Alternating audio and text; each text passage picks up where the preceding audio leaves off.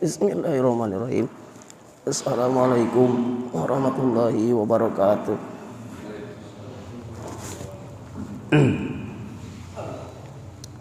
Alhamdulillahilladzi nahmaduhu wa nasta'inu wa nastaghfiruh wa na'udzu billahi min shururi anfusina wa min sayyiati a'malina. May yahdihillahu fala mudilla lahu wa may yudlilhu fala hadiya lahu. Asyhadu an la ilaha illallah wa asyhadu anna Muhammadan abduhu wa rasuluhu alladzi la nabiyya ba'dahu. Amma ba'du.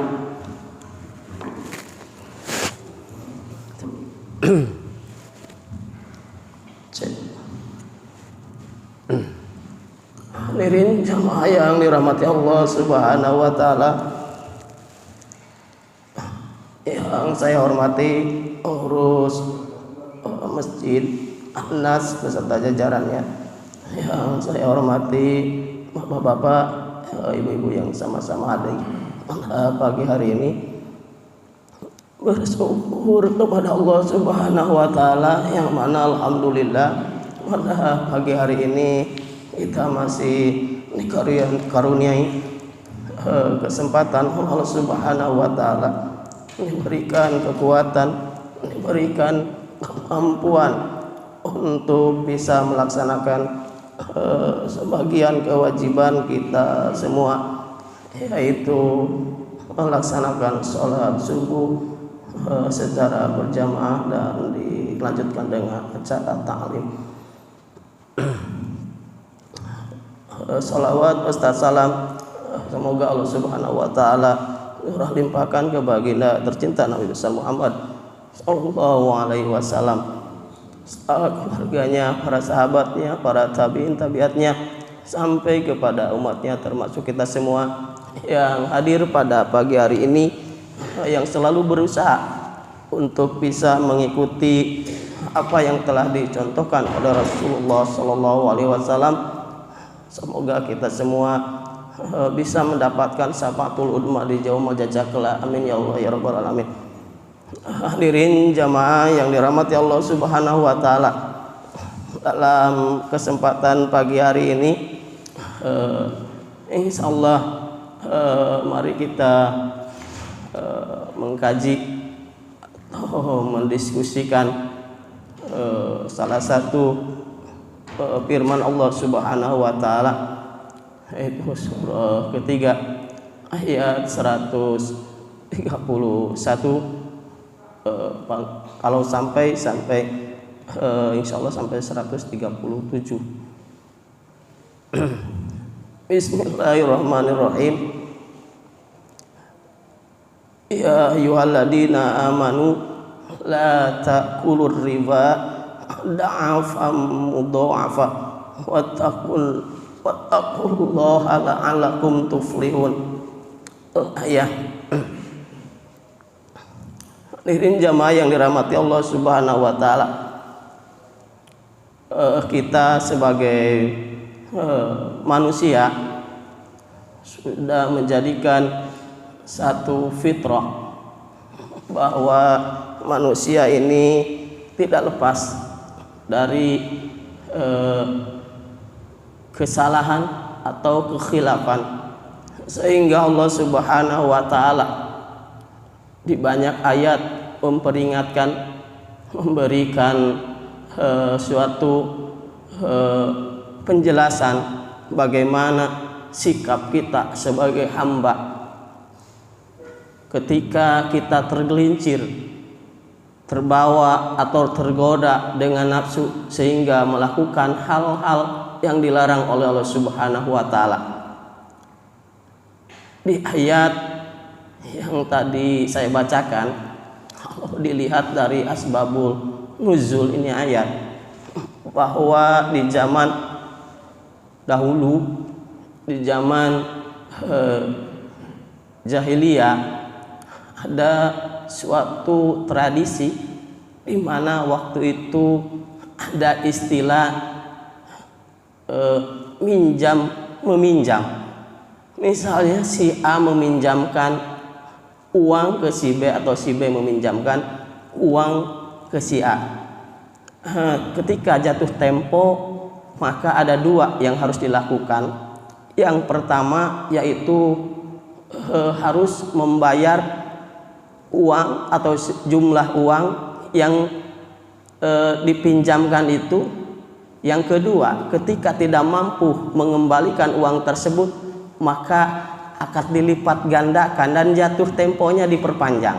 Ya inilah maka Allah Subhanahu wa taala mengingatkan, ya ayyuhalladzina amanu la ta'kulur riba ad'afam mudha'afah. Hei orang-orang yang beriman, janganlah kalian memakan riba sehingga berlipat-lipat. Wattaqullaha la'alakum tuflihun. Takutlah kepada Allah akan supaya mendapatkan kebahagiaan. Hadirin jamaah yang dirahmati Allah Subhanahu wa taala. Sebetulnya saya akan menyampaikan ada beberapa hal yang bisa menghapuskan dosa-dosa kita, atau ada berapa amalan yang dicontohkan atau disampaikan oleh Rasulullah SAW yang bisa menghapuskan dosa-dosa yang kita telah lakukan. Jadi dosa ini bisa dihapus dengan amalan-amalan atau perbuatan-perbuatan.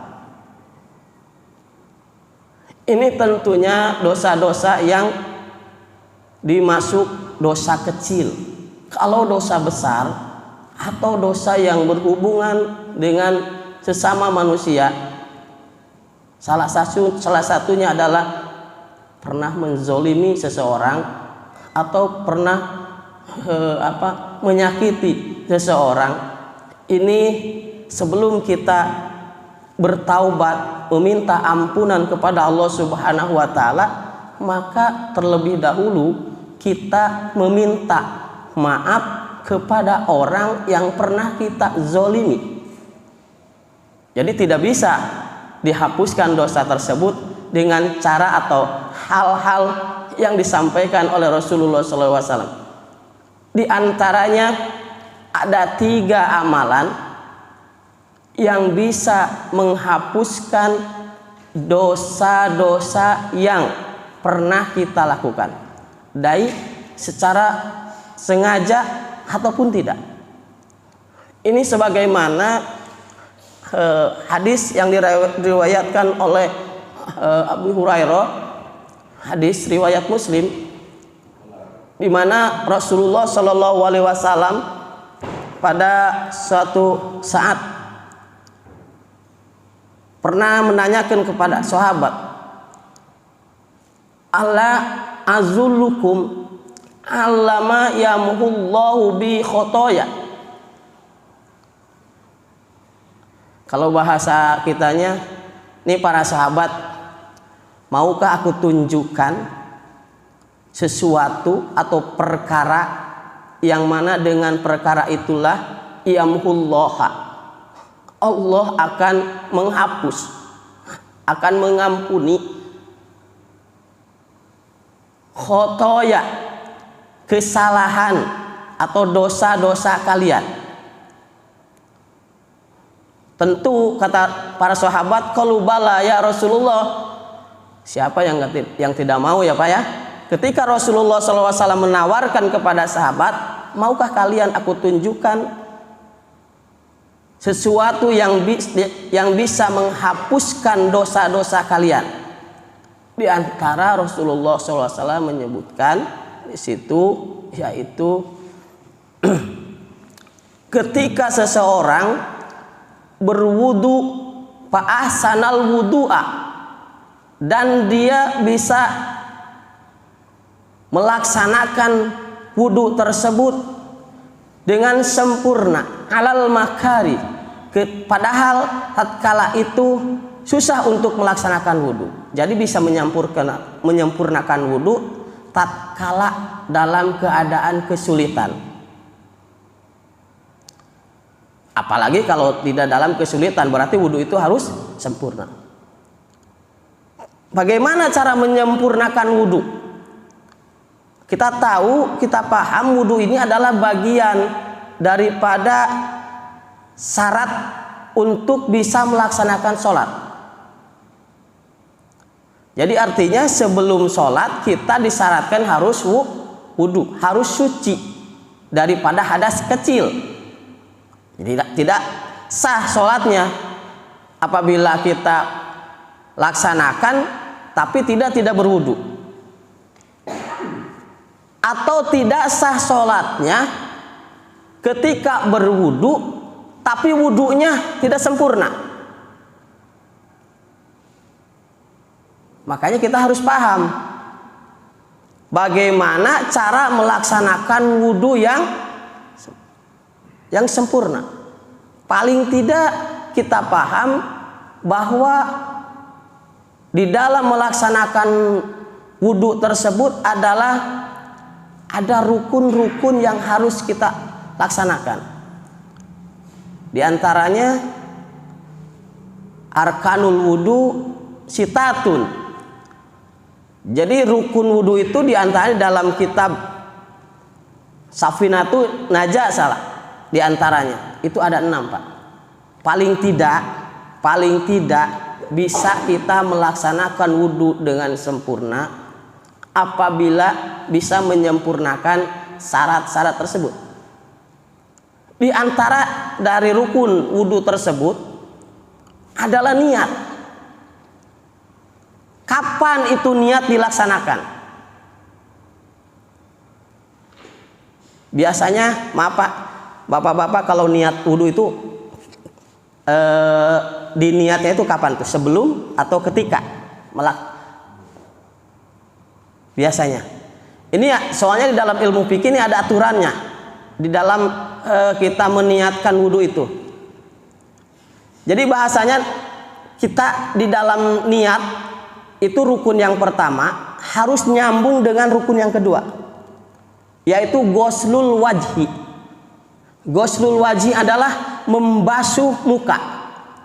Dan kita harus tahu dari mana batasan-batasan muka atau yang termasuk batasan muka menurut ilmu fikih.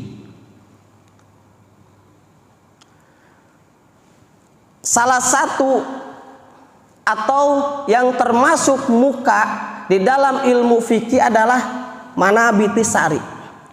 Dari tempat jadinya ini rambut nih, apa namanya yang rambutnya ya? Yang pendek-pendek ini nih. Sampai sini, sampai dagu sini. Itu termasuk wajah.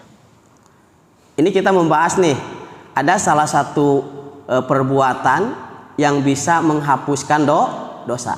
Yang pertama yaitu menyempurnakan wudhu. Kalau kita ingin mendapatkan wudhu ini ingin mendapatkan ampunan diantaranya dari Allah Subhanahu Wa Taala, berarti kita harus bisa menyempurnakan wudhu. Walaupun wudhu berapa kali sehari, kalau tidak sempurna berarti tidak mendapatkan ampunan atau tidak bisa menghapus dosa-dosa yang telah kita lakukan seperti yang disampaikan Rasulullah Shallallahu Alaihi Wasallam.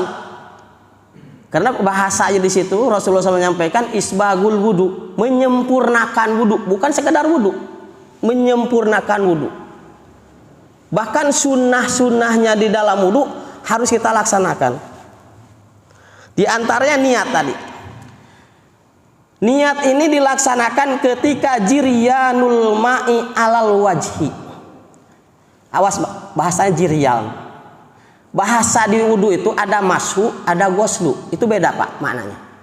Kalau goslu bahasanya jiryanul ma'i binafsihi, berjalannya air dengan sendirinya. Jadi contoh, punten Pak, ini barangkali yang udah paham ini mungkin hanya sebagai mengingatkan. Jadi kalau kita ngambil wudhu dengan tangan digini-gini itu bukan goslu, itu namanya mashu.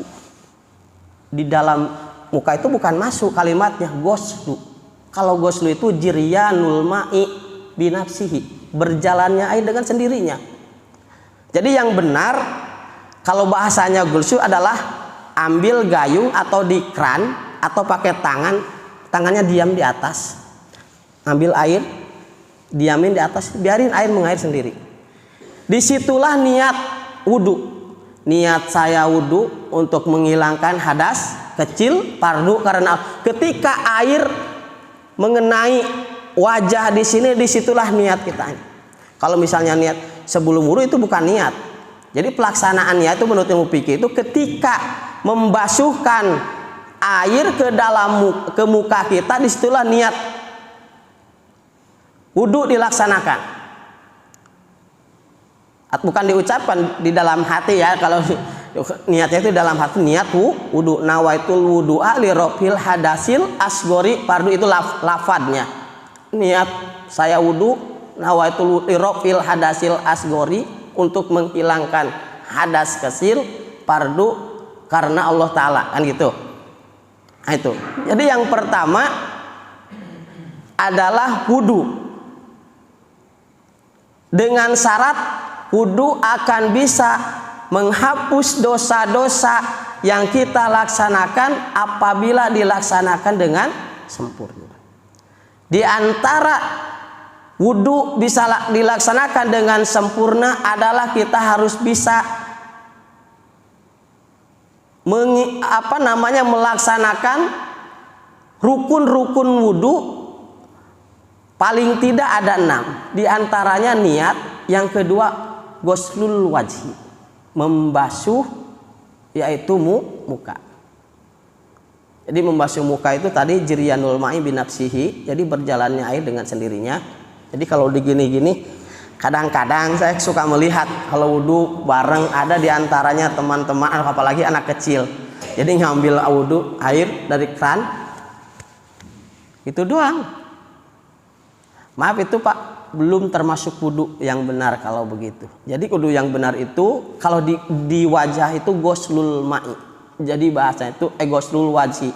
Jadi membasuh, bukan masuk. Kalau masuk itu mengusap. Yang kedua adalah ghuslul yadain. Ghuslul yadain ini adalah membasuh dua tangan ilal marafiq, sampai sikut. Jadi yang dinamakan sikut kan ini. Jadi ada, saya juga suka melihat kalau wudhu itu bukan masuk, bukan ghusl, itu masuk. Tidak sah wudhunya itu. Kalau menurut ilmu fikih. Jadi harusnya gimana? Harusnya si air itu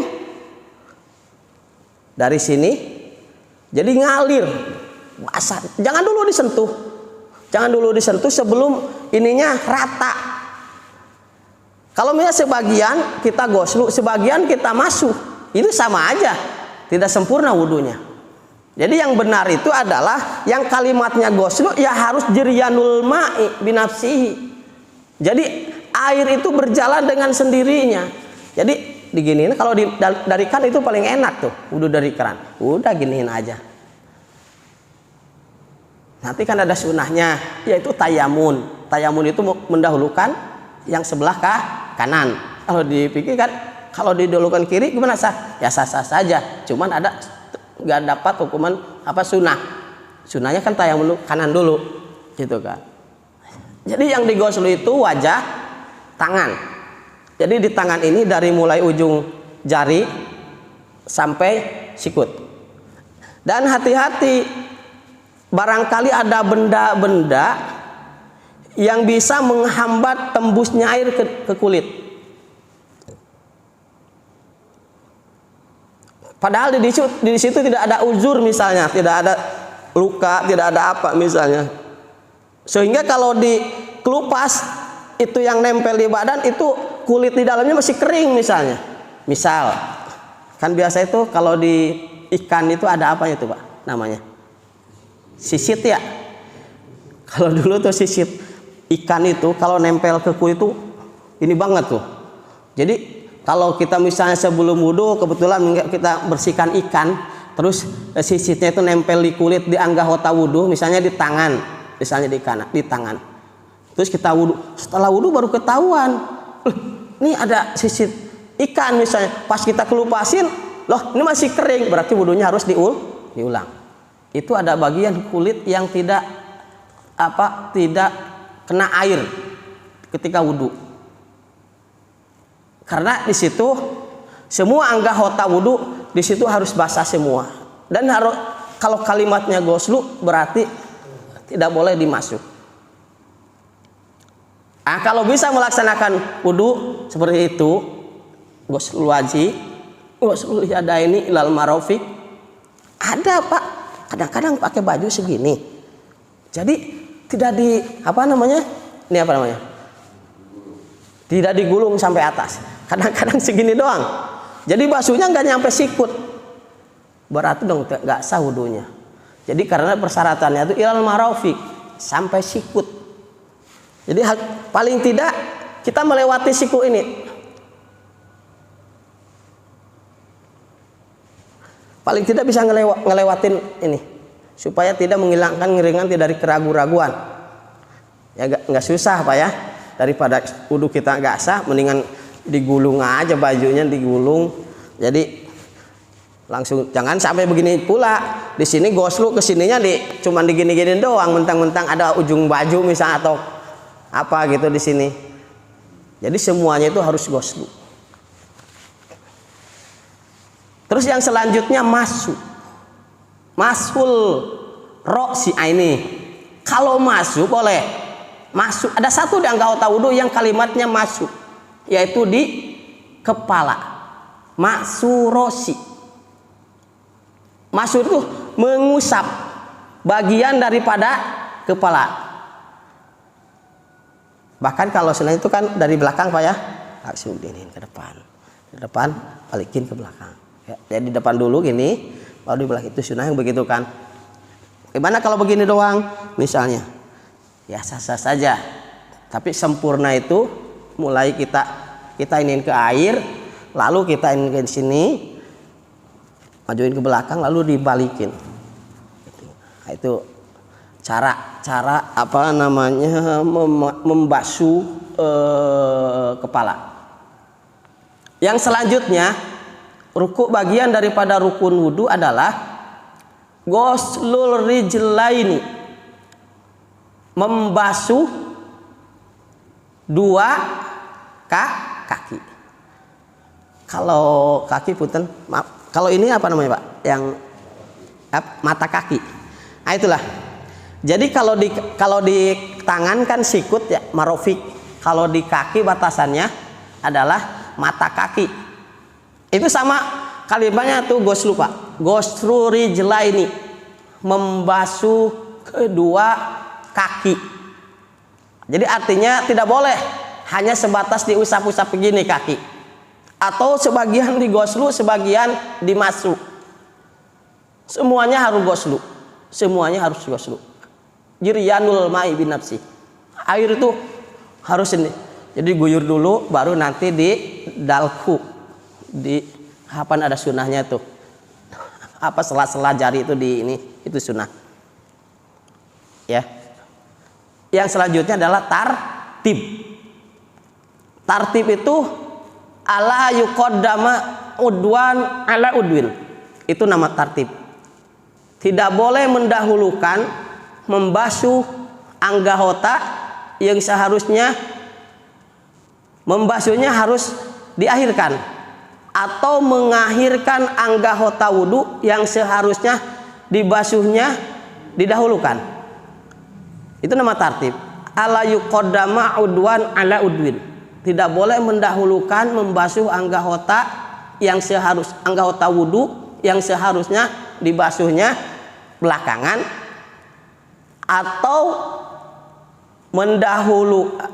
mengakhirkan membasuh anggota yang seharusnya didahulukan. Contoh tadi wajah misalnya. Ghuslul wajhi.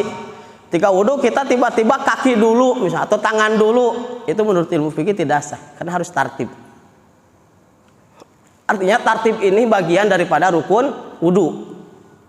Jadi tartib itu berarti niat, ghuslul wajhi, masuh rosi, ghuslul yadaini, terus apa namanya goslul ya rijlaini, membasuh dua kaki. Nah, kalau wudhu seperti ini minimal rukunnya kita sempurnakan atau laksanakan, insya Allah ketika kita wudhu dari rumah lalu kita berangkat melangkahkan kedua kaki menuju masjid, ketika kita melaksanakan wudhu lalu kita sempurnakan wudhunya, maka wudhu ini akan menghapuskan di antara dosa-dosa yang pernah kita lakukan, baik dosa yang disengaja ataupun tidak. Karena kata Rasul begitu. Jadi di antara amalan yang bisa menghapuskan dosa adalah berwudu atau bisa menyempurnakan wudu di dalam atau kala sulit. Sulit gimana sih? Masa wudu sulit? Bisa aja terjadi, Pak. Misalnya kalau di kita kan masih ini ya, kalau di Eropa kan ada musim dingin, ada musim panas, Pak ya. Kalau dingin banget, kalau panas banget. Saya merasakan itu, Pak. Punten, 2018 awal tuh tanggal 2 kalau nggak salah, saya pas musim dingin banget di Palestina. Palestina itu kan pegunungan ya, Pak ya, pegunungan. Saya sampai kaget, Pak. Jadi megang air itu kayak kesetrum, saking dinginnya. Saya mau ngambil air wudhu pas subuh. Ngambil wudhu itu memang sulit bener. Jadi apa yang disampaikan Rasul itu, jadi kita berusaha untuk menyempurnakan wudhu di situ luar biasa. Kayak kesetrum gimana sih, Pak? Itu saya ngerasain tuh. Sampai gini lagi tangan ketika buka keran, saya nggak tahu itu dingin kan waktu itu. Wudu, Masya Allah. Nah, ketika itulah kalau kita tetap bisa melaksanakan wudhu dengan sempurna, insya Allah wudhu itu akan menjadikan atau bisa menyebabkan penghapus dosa kita. Atau susah air, ada di gunung lagi musim kemarau, susah air. Kalau di sekarang kan ada kalau di ini bisa ngebor kan. Kalau di kampung, Pak, tinggal di pegunungan, Masya Allah, kayak di daerah saya kan kebanyakan gunung, Pak. Kalau dulu itu kamu ngambil wudhu, ngambil dari pakai ember atau pakai jerikan apa itu. Jadi berapa kilo dipikul tuh untuk nyiapin. Kalau mandi mah ya bisa di kali itu kan, ngambil dari kali dibawa ke pegunungan. Kan untuk wudhu itu kan ya kalau sendirian iya, kalau di rumahnya ada berapa keluarga, ada berapa orang kan lumayan. Jadi air itu istilahnya berusaha untuk hemat gitu, Pak. Nah, ketika dalam keadaan seperti itu, air susah, tapi kita masih tetap bisa menyempurnakan wudhu, insya Allah wudhu itu akan bisa menghapus dosa-dosa yang kita telah laksanakan. Yang selanjutnya kata Rasulullah SAW, di antara amalan yang bisa menghapus dosa adalah ketika seseorang mampu untuk melangkahkan kedua kakinya menuju masjid untuk melaksanakan sholat. Itu Pak, luar biasa. Kalau kita dari rumah yang paling jauh dari masjid, Masya Allah tuh. Setiap langkah, setiap ini itu jadi penghapus tanah yang kita injak, pasir yang kita injak, semuanya meminta ampunan kepada Allah Subhanahu wa taala untuk orang tersebut. Luar biasa. Itu kedua. Jadi amalan yang bisa menghapus dosa diantaranya adalah berangkatnya dari rumah, melangkahkan kedua kakinya, maka setiap langkah itulah akan menghapus dosa-dosa kita. Makanya bersyukur kepada Allah Subhanahu wa taala, kita diberikan kemampuan, diberikan kekuatan. Ini tidak semuanya bisa, Pak. Banyak teman-teman kita diantaranya sehat, zohirnya sehat, Pak, tapi Allah tidak berikan taufik, pertolongan, diberikan kemampuan, hidayahnya ada, cuman untuk melaksanakannya hidayah itu susah. Taufiknya belum dikasih oleh Allah Subhanahu wa taala. Tapi kita alhamdulillah jamaah setiap pagi di Masjid Anas ini berapa soft setiap pagi, setiap sholat bahkan luar biasa. Itulah orang-orang yang akan mendapatkan ampunan daripada Allah Subhanahu wa taala. Yang ketiga, di antaranya intidorus sholat. Nasolati ila sholat. Menunggu, Pak. Menunggu waktu sholat. Dari dari waktu sholat yang pertama ke waktu sholat yang kedua. Contoh maghrib. Kita duduk nunggu datangnya waktu isya. Enggak pulang lagi dari masjid, dari rumah udah ke masjid nih maghrib, duduk aja di masjid baca Quran, baca apa aja, zikir. Itu diantaranya, Pak. Kadang-kadang kita pulang dulu, Pak. Gitu. Luar biasa kalau orang yang mampu intidor menunggu waktu sholat, misalnya kita dari maghrib sampai isya itu yang memungkinkan. Kalau isya ke subuh kayaknya kejauhan, Pak. Di antaranya yang bisa lakukan itu, atau dari misalnya asar ke maghrib, atau dari duhur ke asar, misalnya itu masih mungkin. Apalagi di masjid niat itikaf, wah luar biasa pahalanya tuh. Yang selalu di masjid itu luar biasa pahalanya, Pak. Makanya iri kita itu terhadap imam-imam masjid atau marbot masjid. Pahalanya banyak, Pak. Kalau niat itikaf aja dia, nawaitu an atakifa fi hadal masjid. Selama dia di situ itu niat ibadah, semuanya dicatat ibadah. Niat itikaf, maka jangan lupa niatnya. Kalau gak diniatin gak dapat apa-apa. Maka pokok amal itu adalah niat. Keluar dari masjid, jalan kemana, balik lagi ke masjid, niat itikaf lagi. Luar biasa. Pahalanya banyak, Pak. Menjadi imam masjid, yang jadi marbot di masjid, itu pahalanya paling banyak. Yang paling mungkin banyak itu yang ketiga nih, intidorus sholah. Itu ada standby di masjid, Pak. Kita udah kemana-mana keluyuran ibaratnya. Tapi yang jagain waktu di masjid luar biasa, Pak. Duhur ke asar, asar ke maghrib, maghrib ke isya, isya ke subuh. Pahalanya banyak, Pak. Jangan lupa niat itu. Luar biasa. Itulah 3 amalan kata Rasulullah SAW yang akan menghapuskan dosa-dosa kita. Baik dosa yang disengaja ataupun tentunya ini dosa kecil. Kalau dosa besar ini butuh, terutama yang punya dosa yang sesama adami, sama manusia, teman kita misalnya, itu kita perlu minta maaf dulu baru kita bertaubat. Bagaimana kita kalau tidak dimaafkan? Itu serahin kepada Allah Subhanahu wa taala. Yang penting kita berusaha untuk meminta maaf. Maka di ayat selanjutnya, Pak, kalau kita baca dari ayat 131 sampai 37, yang bisa penghuni surga itu bukan orang-orang yang tidak pernah melakukan dosa, bukan. Coba kecil di ayat selanjutnya. Wasari'u ila magfiratim mir rabbikum wa jannatun arduha samawati wal ard uiddat lil muttaqin alladzina yunfikuna fisarrohi wa doro wal kadiminal goido wal afina aninas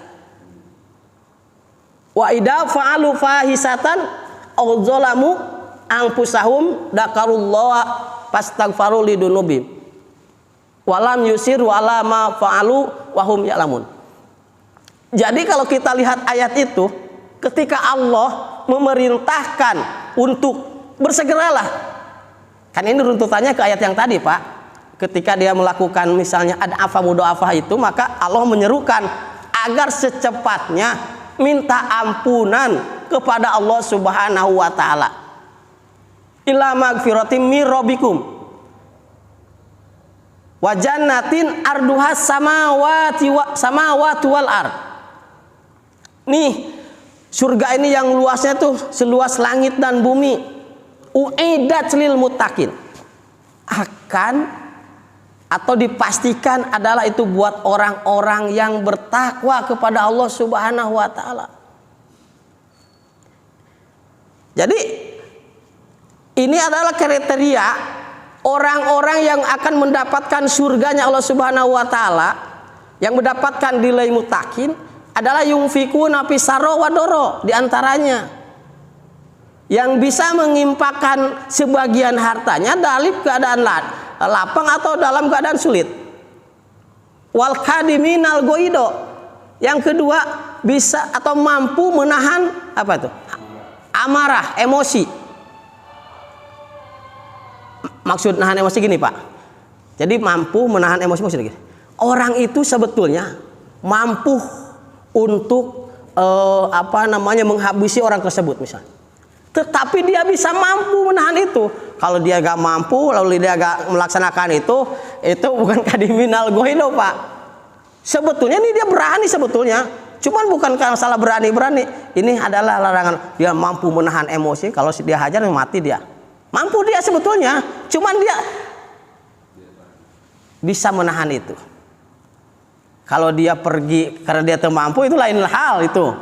Ini dia sebetulnya ada kemampuan untuk itu. Cuman dia bisa menahan emosinya. Tidak melampiaskan nafsunya. Dia tahan itu. Nah itulah salah satu yang akan mendapatkan surganya Allah Subhanahu wa taala, yaitu mendapat nilai muttaqin. Wal kadimina wal afina aninnas, dan memaafkan manusia yang pernah sebetulnya dia mampu untuk membalas kedoliman dia. Dia didolimi misalnya, dikerjain sama orang misalnya, sama temennya atau saudara. Sebetulnya dia itu mampu untuk membalas kedolimannya, tetapi dia lebih memaafkan dia. Biarkanlah aku maafkan, biar Allah yang membalasnya misalnya. Dia tidak mampu. Itu salah satu Pak. Jadi afina itu aninas itu dia mampu memberikan maaf kepada seseorang yang telah menzolimi dia, padahal sebetulnya dia mampu untuk membalas kedoliman tersebut. Tetapi dia lebih mengedepankan atas kata maaf ini. Wal afina aninas. Hadis itu Allahu yuhibbul muhsinin. Itulah adalah di antara perbuatan-perbuatan yang baik. Allah sangat suka dengan perbuatan seperti itu. Wal afina ani wallahu yuhibbul muhsinin. Wa idza fa'alu fahisatan audolamu angpusahum. Nah ini nih. Di antara orang yang akan mendapatkan nilai muttaqin dan Allah akan masukkan ke dalam surganya adalah idza fa'alu fahisatan. Ketika seseorang melakukan fahisah dosa, audolamu angpusahum, antara mendolimi dirinya sendiri dengan perbuatan dosa tersebut, zakarullah, lalu dia cepat mengingat Allah Subhanahu. Dia tahu bahwa yang dia lakukan itu salah, bahwa yang dia ucapkan itu salah. Lalu dia fastaghfaru li dzunubihim, lalu dia meminta ampun kepada Allah Subhanahu wa taala. Dia beristighfar kepada Allah Subhanahu wa taala, walam yusiru alama, dan dia tidak terus menerus. Ketika udah tahu, udah paham bahwa itu salah dan dia beristighfar, tidak diulang-ulang lagi. Nah, inilah diantara orang-orang yang akan mendapatkan surganya Allah Subhanahu wa taala. Nah ini Pak, jadi diantara kita semua saya yakin tidak ada satu orang pun yang tidak pernah melakukan kesalahan atau tidak melakukan dosa, baik itu dosa yang disengaja ataupun tidak. Lantas bagaimana kita caranya untuk bisa menghapuskan dosa-dosa kita yang telah kita laksanakan? Maka Rasulullah SAW memberikan jalan untuk kita. Di antaranya dengan amalan-amalan yang tadi, perbaikilah wudhu dalam keadaan sulit, sempurnakanlah rukun wudhu kita, agak supaya wudhu itu bisa menghapuskan dosa-dosa kita. Yang kedua, sering-seringlah kita berangkat ke masjid untuk melaksanakan sholat, dan niatkan ketika kita berangkat ke masjid adalah hanya mendapatkan keridhaan daripada Allah Subhanahu wa taala. Kalau mampu, yang ketiga, kita usahakan untuk bisa intidorus sholat minas sholat ila sholat. Kita menunggu waktu sholat sampai sholat berikutnya. Ini adalah amal-amalan yang bisa menghapuskan dosa-dosa kita. Insya Allah mudah-mudahan kita semua termasuk di dalamnya. Semua yang kita lakukan ini mudah-mudahan menjadikan jalan mendapatkan ampunan daripada Allah Subhanahu wa taala. Mungkin itu yang bisa saya sampaikan. Barangkali ada yang harus didiskusikan, monggo Pak Jul atau siapa saja. Sebelum ditutup ya Pak, sebelum ditutup. Silakan Pak. Iya Pak Ji. Pada saat kita niat wudhu itu, pada saat membasuh tangan itu sudah boleh niat atau belum? Yang Apa kita mau wudhu? belum Pak. Membasuh tangan wudhu belum? Belum. Jadi niat itu ketika kita kalau misalnya namanya kalau sunnah itu kan sebelum itu kita ini dulu kumur, terus istinsak. Istinsak itu kada masukin air ke hidung, terus berkumur. Itu dilaksanakan sebelum niat. Ya. Jadi niat itu setelah membasuh muka. Jadi sebelum wudu kan biasa kita cuci tangan dulu. Ini dulu kan, kalau perlu ada yang buang kita buang, misalnya ada kotoran di dalam kuku jangan sampai menghambat, atau mungkin ada bekas itu tinta-tinta misalnya, kita bersihkan. Tapi seandainya bisa tembus nggak apa-apa sih sebetulnya. Tapi untuk lebih kesempurnaan ya. Jadi dilaksanakan itu sebelum wudu, sebelum niat gitu, sebelum niat. Jadi niat itu ketika kita masuk ke rukun kedua tuh. Jadi dibarengin antara niat itu sama rukun yang kedua, yaitu sama ghuslul wajhi. Itu Pak. Setelah itu baru ke rukun yang berikutnya. Yang saya sering lihat di lapangan itu kadang-kadang ya yang harusnya di ghuslu ini dimasuki itu aja sebetulnya. Jadi kadang-kadang muka ini cuma digini-giniin doang, terus tangan cuma ada kan sebagian ghuslunya sampai separohnya ke sininya tuh, karena ada penghalang misalnya bajunya digulungnya tidak sempurna, akhirnya susah untuk paling, jadi takut basah kali itu. Padahal seharusnya itu kalau bagus itu diginiin. Jadi air tuh ngalir sendiri. Kalau udah rata baru kita gini-giniin tuh. Nah, kalau gosok-gosok di dalam wudu itu sunnah juga. Misalnya setelah wudu udah niat nih, udah sempurna, tapi harus basah dulu dengan jiryanul ma'inya itu. Jadi kalau belum sempurna basah semuanya, jangan dulu di ini gini. Jadi nanti berarti basuhan yang pertama kan sunnah di wudu itu 3 kali basuhan Pak. Dihitung 3 kali basuhan itu apabila basuhan yang pertama telah sempurna. Jadi dengan basuhan yang pertama itu sudah basah semuanya. Kalau misalnya basuhan pertama cuma bisa membasahi separohnya, itu belum dihitung 1 itu. Karena belum sempurna. Jadi dihitung 1 itu, nanti kan ada sunnah yang kedua, yang ketiga, basuhan kedua, ketiga misalnya. Itu setelah sempurna basuhan yang pertama baru dihitung itu. Jadi jangan sampai ini basuhan pertama belum sempurna, terus disempurnakan basuhan yang kedua. Jadi sunnah itu kan sempurnakan dulu basuhan yang pertama, baru ada basuhan yang kedua dan ketiga. Itu baru dihitung sunnah yang kedua yang ketiga. Sama baik di wajhu atau di rijlen, di 2 kaki. Itu halnya pelaksanaan seperti itu. Itu Pak Haji mungkin. Ada lagi? Barangkali yang harus, atau mungkin ada yang harus diralat gitu. Silakan. Silakan Pak. Assalamualaikum warahmatullahi wabarakatuh. Waalaikumsalam warahmatullahi wabarakatuh. Terkait ini Pak tadi yang masalah senang menunggu waktu ya.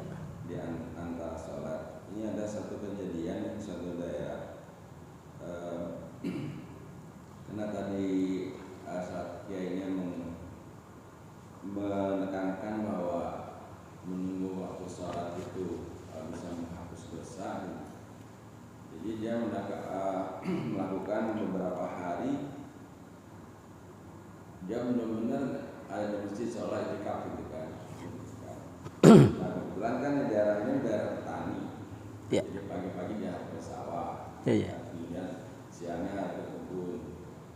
Nah, karena ada satu tadi amalan yang menyatakan bahwa bisa menghapus dosa, beberapa seolah dipaksa gitu. Ini bagus nih, harus masuk masjid. Ya, semangat gitu. Sholat lagi dan sholat lagi. Nah, jadi mungkin ada perlu juga gitu kita memberikan penjelasan bagi masyarakat yang masih awam barangkali. Jadi jangan sampai amalan ini wah kan bisa menghapus dosa, kemudian mungkin masyarakatnya banyak dosanya ya.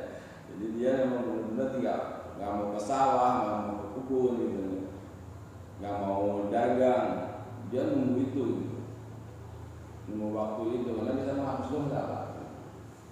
Nah padahal mungkin gitu ya ada yang lebih arif barangkali yang namanya menunggu waktu itu. Jadi misalkan kita mau sholat zuhur, jadi datangnya lebih awal, setengah jam sebelum sholat zuhur kita sudah datang. Nah itu juga barang bagian menunggu waktu. Kalau kita sholat asar jam 4, setengah 4 sudah datang. Kita sudah melaksanakan sholat tahiyatul masjid, kita bisa membaca Al-Quran atau mungkin wiridan, bahkan tahmid dan sebagainya. Itu juga bagian dari menunggu waktu. Jadi kan khawatir tadi dengan menunggu waktu yang kebetulan kalau dari maghrib ke isya itu memang waktu yang dekat dan sangat praktis ya kita di sini misalkan gitu kan nggak pulang lah kita nunggu waktu saja isya maghrib ke isya sangat pendek. Tapi kita nunggu dari tadi dari isya subuh ya kita itikaf namanya kan dari subuh benar-benar itikaf nggak pulang subuh ke ini kan ke zuhur sehingga ada satu daerah yang yang tadi menekankan menunggu waktu itu sangat bagus sekali menghapus dosa. Mereka berkumpul nggak mau ke ladang, nggak mau ke sawah, nggak mau mendagang beberapa hari mau kumpul gitu. Bersemangat. Nah itu barangkali yang mohon anda jadi lebih pengertian juga kepada teman-teman supaya jangan sampai terjadi di tempat saya. Boleh ya. Jadi mungkin begini Pak Haji. Maksud intidor ini bisa full, artinya full itu misalnya dari maghrib sampai isya misalnya. Artinya ya kita juga harus lebih paham juga ya Pak. Artinya ya butuh ilmu juga untuk itu. Tidak bisa misalnya artinya sampai karena mencari nafkah itu kan bagian juga daripada kewajiban gitu. Artinya jangan sampai melaksanakan kebaikan sehingga meninggalkan kebaikan yang lain misalnya. Ya bisa juga Pak Haji, istilahnya kalau ya itu mungkin termasuk intidor juga ya, artinya termasuk menunggu waktu sholat juga walaupun misalnya hanya beberapa waktu atau saat sebelum masuk waktu yang kedua misalnya, mungkin termasuk juga. Tapi kalau di hadis ini yang jelas minas sholati ila sholat kan. Jadi dari waktu sholat yang pertama ke waktu sholat yang kedua. Jadi kalau istilah bahasa berarti dari maghrib sampai isya menunggu dengan diisi dengan bacaan-bacaan atau aurat-aurat yang lain. Walaupun di dalam pelaksanaan kan itikaf juga sama Pak. Itikaf juga sama. Tidak harus full. Misalnya sehari semalam atau seminggu di masjid tidak. Jadi itikaf itu kapanpun kita masuk masjid, yang penting kita jangan lupa niat. Entah di situ 1 jam atau 2 jam atau setengah jam atau hanya beberapa menit misalnya di masjid, maka jangan lupa itu niat. Ketika kita keluar dari masjid itu batal itikaf. Ketika kita balik lagi ke masjid jangan lupa niat itikaf juga. Maka saya menemukan di dalam beberapa masjid itu, di pintu masjid itu ada ditulis lafaz nawaitu an a'takifa tiadal masjid. Mungkin biar dilihat orang baca yang tadinya gak niat jadi niat tuh. Istilahnya kan begitu Pak. Jadi mengingatkan gitu. Jadi kapanpun kita masjid, di samping kita mau melaksanakan sholat, kan kita mendapatkan pahala dari berjamaahnya, juga mendapatkan pahala dari niat iktikafnya gitu kan Pak. Jadi disempurnakan dengan niat. Jadi niat itu penting di dalam melaksanakan amal itu, niat itu masing paling pokok, termasuk di dalam intidor sholat. Walaupun tidak sepenuhnya kita intidor di dalam melaksanakan sholat, insya Allah mungkin itu termasuk bagian daripada intidor. Sama seperti halnya itikaf. Entah pahalanya kan diukur nanti mungkin. Allah Maha tahu, Allah Maha ini tentang perbuatan kita, sekecil apapun perbuatan ya mungkin beda. Apa namanya, kalau kita cenderung ke pahala atau ganjar daripada Allah Subhanahu, mungkin beda antara yang itikaf dari misalnya pagi bisa sampai sore, nggak sama lah sama yang itikaf berapa jam. Intidor juga sama Pak, mungkin seperti itu gitu. Tapi yang jelas substansi daripada ini pada bagian yang ketiga adalah Rasul memberikan penjelasan kepada kita di antara amalan yang bisa menghapus dosa-dosa kita adalah di antaranya bisa kita menunggu waktu sholat. Nah itu mungkin masuk juga kayak tadi misalnya sebelum zuhur berapa menit atau mungkin 15 menit sebelum zuhur kita berangkat ke masjid, duduk dulu sampai nunggu azan. Itu termasuk bagian daripada intidor ya Pak ya.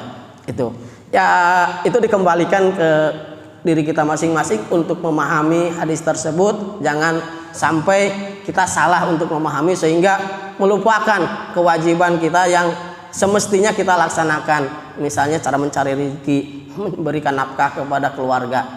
Mungkin itu Pak Haji. Tapi insya Allah semuanya insya Allah lah. Mungkin ada beberapa daerah mungkin. Ada lagi Pak yang harus didiskusikan barangkali? Cukup Pak Ustaz ya? Mungkin itu yang saya bisa sampaikan. Salah itu dari kebodohan saya pribadi, benar daripada Allah Subhanahu wa taala. Kepada Allah saya beristighfar, kepada jamaah saya minta maaf. Mari kita tutup dengan kafaratul majlis. Bismillahirrahmanirrahim. Subhanaka wa bihamdika asyhadu an la ilaha illa anta astaghfiruka wa atubu ilaik. Wassalamualaikum warahmatullahi wabarakatuh.